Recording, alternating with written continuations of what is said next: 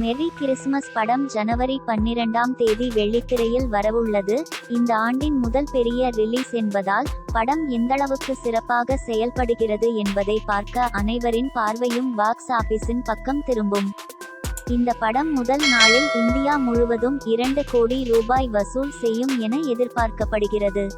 ஸ்ரீராம் ராகவன் இயக்கத்தில் விஜய் சேதுபதி, கத்ரீனா கைஃப், அஸ்வினி கல்சேகர், ராதிகா ஆப்தே, சஞ்சய் கபூர், வினய் பதக், ராதிகா சரத்குமார் ஆகியோர் முக்கிய வேடங்களில் நடித்துள்ளனர்.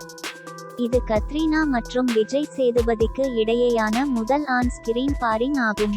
இப்படம் 60 கோடி செலவில் ஒரே நேரத்தில் தமிழ் மற்றும் ஹிந்தியில் படமாக்கப்பட்டுள்ளது. இந்த த்ரில்லர் திரைப்படம் 2 மணி நேரம் 24 நிமிடங்கள் ஓடக்கூடிய யூஇ சான்றிதழ் வழங்கப்பட்டது.